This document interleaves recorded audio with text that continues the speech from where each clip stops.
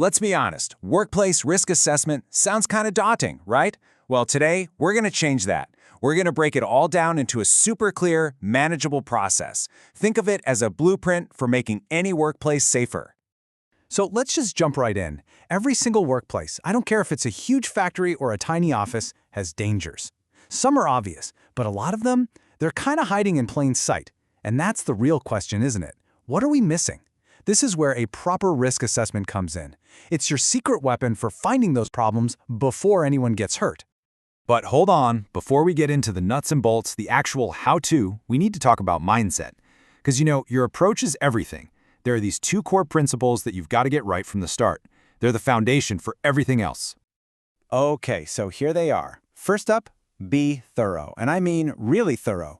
We're not just talking about the 9-to-5 stuff. You've got to think about everything. The folks who clean up after everyone's gone home, the person who deals with the waste compactor, every single task, every corner of the workplace, it all counts. And the second principle? This one's a real game changer. It's the eliminate first rule. So when you find a risk, your first question shouldn't be, how do we work around this? It should be, how do we get rid of this for good? See the difference? It's a huge shift in thinking. All right, so with that mindset locked in, let's get to the good stuff, the practical blueprint. We're going to walk through a really simple 4-step process that'll give you a rock-solid plan. And really, that's all it is. It's not some crazy complicated thing. It's just 4 key steps. That's it. Totally manageable, right?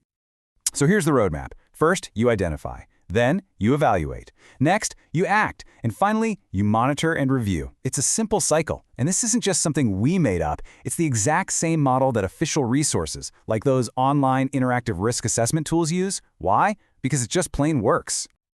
Okay, step 1, identify. Think of yourself as a detective. Seriously, your job is to walk around and just observe. Look for anything big or small that could potentially cause harm. A trailing wire, a dark corner, maybe even the way someone has to sit at their desk all day. And, just as important, you're not just looking for things, you're looking for who might be affected by them. All right, so you've got your list of clues. Now for step 2, evaluate and prioritize. This is key.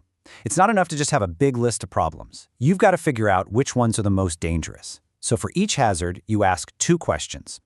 How likely is it that something bad will happen? And if it does, how bad could it be? That little exercise lets you rank everything so you can tackle the most urgent stuff first. Makes sense, right? Step 3 is where the magic happens. Decide on preventive action. You take that prioritized list and you make a plan. For each risk, what are you going to do about it? Remember our eliminate first rule? That's always your goal. If you can't eliminate it, how can you control it? And this has to be a real plan. We're talking names, deadlines, the whole shebang. Who's doing what and by when? And last but definitely not least, step 4, monitor and review. This is so important. A risk assessment is not a one-and-done deal. You can't just write it, file it, and forget it. Think about it. Workplaces change all the time, right? New people, new equipment, new ways of doing things. You've got to revisit your assessment regularly to make sure it's still relevant and actually working. Okay, so you've gone through the 4 steps. Great, but there's one more piece to this puzzle that turns all this great work from just an idea into something real, and that's documenting it. Let's talk about why writing it all down isn't just a good idea, it's absolutely essential. So why bother with the paperwork? Well, this record is your secret weapon. For one, it tells everybody what the plan is. No confusion. 2, it's your checklist to make sure things actually get done. 3, it's your proof if anyone from the authorities ever asks.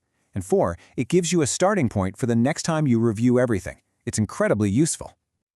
So what do you actually need to write down? Well, it's pretty straightforward. You need who did the assessment, a list of all the hazards you found, and who's most at risk. Then you need the nitty-gritty. What specific actions are you taking to protect people?